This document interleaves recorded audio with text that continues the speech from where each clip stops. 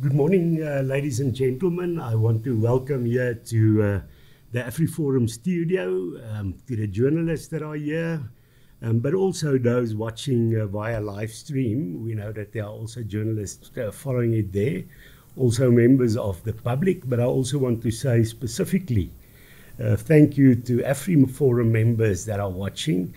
Vir AfriForum se meer as 300,000 lede wil ons baie dankie sê. Dit is julle ondersteuning wat dit vir AfriForum moontlik maak. Om te veg vir geregtigheid hier in Suid-Afrika en ook om 'n toekoms te bou waarin ons kinders op 'n basis van wederwysige erkenning en respek met ander gemeenskappe in hierdie land ook 'n toekoms kan hê. So baie dankie daarvoor. Wat ons doen is die krag wat julle vir ons gee om ons sterker te maak. Just back to the topic of today, to my left is Ernst van Zyl, who's the head of public relations at AfriForum. He will be doing the most of the talking today. We are launching this report, The World Must Know, but Ernst will give you more info in that regard. It's not the first time that we have released this report. It's not simply because the G20 is here this year. We have been drawing up this report for quite a while and have also been distributing it internationally. I think what is significant that this year it coincides with the G20. As I've said, Adams will go into the detail. I just want to give a broader picture and to say that what is contained in this report is actually symptoms of what we believe is a broader problem in the country. From our perspective, things started going wrong when the ANC government did not stick to the 1994 agreement. That was the process of negotiations. And then secondly, the ANC of today is no longer the ANC of former President Nelson Mandela. Why do I say the ANC did not stick with the spirit of the 1994 agreement? In the late 80s and the early 90s, Afrikaners realized that apartheid was no longer sustainable, and it was not justifiable locally, but also not internationally. And it had to be substituted with a system that respects the human rights and dignity of all people. And in that change process, of course, there were different models that were proposed. I personally was in favor of a more federalist new dispensation, but in the end, a centralized dispensation prevailed under ANC control. But despite the fact that the centralized system prevailed, the premise was that under the new dispensation, all communities would have a future, also in terms of preserving their culture. And that was why also many Afrikaners were comfortable saying, we don't, as a minority, we will be able to survive as a cultural community in terms of various important aspects, being able to have Afrikaans schools, being safe and being respected as part of a society where there is mutual recognition and respect, and also where property rights would have been respected, and where, in a sense, you would be able to build a future for your children, and that the next generations would be free of any form of racial discrimination. That was the premise. After the Nelson Mandela, or the era of former President Nelson Mandela, we've seen an escalation in corruption, but we've also seen a move away from specifically the agreement, the spirit of the agreement of 1994.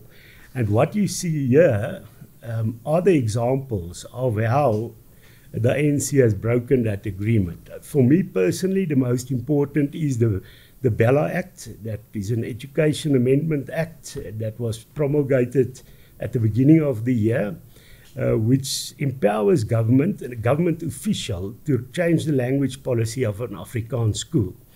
And because Afrikaners don't have traditional areas, Afrikaans schools plays a central role in the preservation of cultural communities and the functioning of cultural communities. And that specifically, for me, was the biggest act of aggression by the ANC-led government against the Afrikaans-speaking people broadly, but also the Afrikaner community. And I think that is where polarization has been escalated. But we must realize the polarization in this country should not be confused that it is Afrikaners or AfriForum or a large number of Afrikaners that are angry with the country and the country's people. Most definitely not. If one has that argument, you are equating the ANC leadership with the country, and that is not true. The fact is they have now become a party, less than half people vote. Half the people vote, they don't have a majority there, and they are losing support even further. So if we, in a dispute with the political elite, we're actually fighting for the interests of the ordinary people in this country. That is with regard to the Bella Act. Of course, the Kill the Boer, Kill the Farmer chant that calls for ethnic violence against Afrikaners is also in this report. Ernst will refer to that. But I think the big problem is, if this was in the Mandela era, this would have been condemned. But what we are seeing now is President Cyril Ramaphosa refusing flatly to condemn this call for ethnic violence. And secondly, we don't ask for special treatment.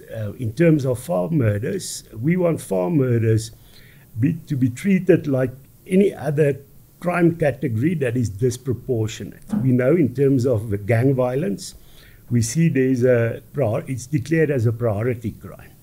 Even in terms of rhino poaching, is a priority crime. It doesn't mean those crimes are more important. It means it's a specific kind of crime that needs a specific approach to solve that specific category of crime.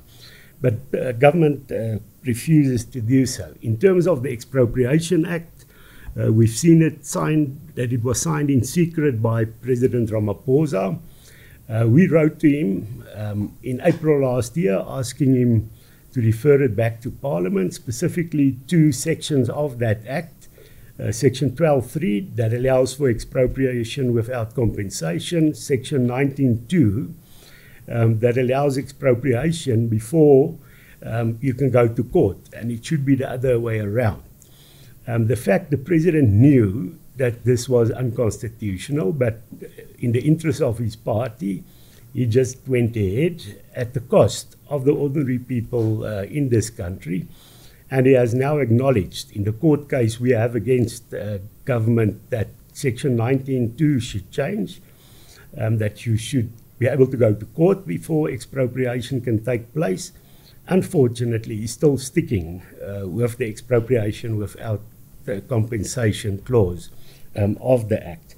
And then, of course, we've seen racial legislation becoming permanent. If you look at the international law, the International Labour Organization says these kind of measures should be temporary of nature. And now, 31 years along the line, we see the ANC actually escalating the racial legislation. But Ernst will give you more info in that regard. The question some people might ask, why are you approaching the international community with this? Why aren't you looking for local solutions? And the fact is, we prefer local solutions. You know, the president said in Parliament that we should find South African solutions for South African problems. But he cannot say that. And in the end, he simply ignores letters we write to him. He does not even come back and say he disagrees. He simply ignores it. We wrote to him with regard to the Expropriation Act. We wrote to him with regard to specifically the Kill the Boer, Kill the Farmer chant. He ignored that. Before we went to the US, we wrote again and said, let's discuss this. And there was no solution locally. And the reason why external pressure is needed, one would realize if you read the ANC's own strategy and tactics document, and that is available on their website. Before every national election conference they bring out a new strategy and tactics document. It's a new document, but with old concepts, Cold War concepts, speaking about national democratic revolution, speaking about the motive forces, speaking about the anti-revolutionary forces, where we've been fortunate enough to be called that. But then they also speak about the balance of forces. And that is very important. They say openly they've got their ideology and their agenda they're going to push through, and they will only take a small step back and wait if the balance of forces are against them.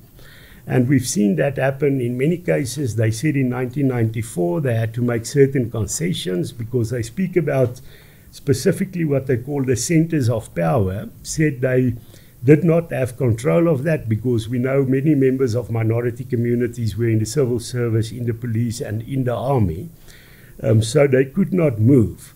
But now they're quite open and say, we control all the centers of power. We control the police, we control the civil service, we control the army, so we can push ahead quite fastly. And they even say they're going into a next phase of what they call the revolution. And that is why 30 years ago, you wouldn't have seen the Bella Act being signed. 30 years ago, you wouldn't have seen the Expropriation Act being signed.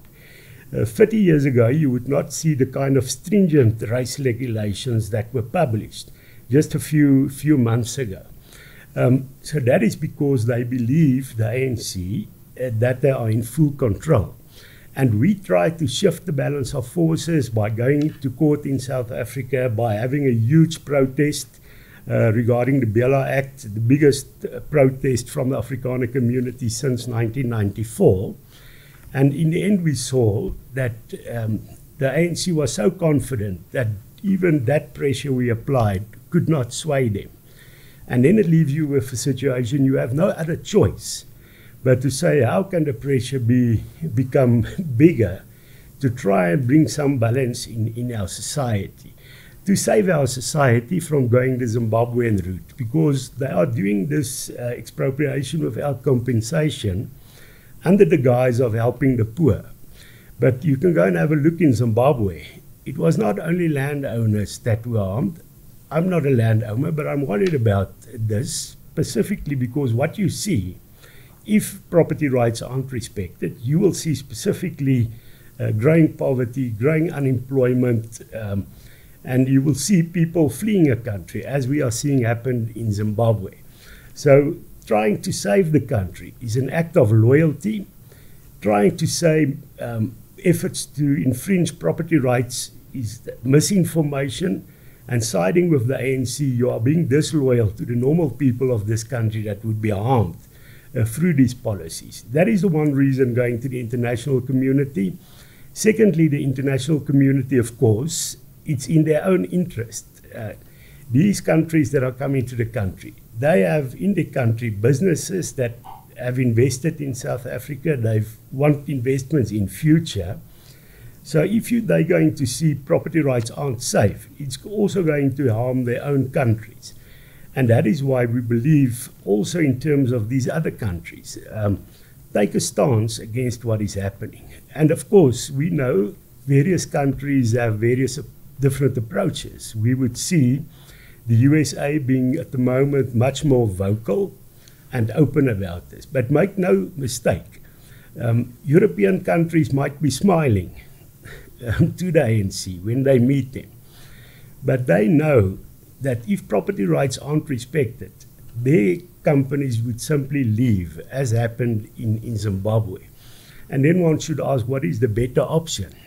Just staying quiet and leaving and harm the people? So we're also calling on those countries that are not vocal publicly, that work through diplomatic channels. You can have an open discussion in this regard with the South African government.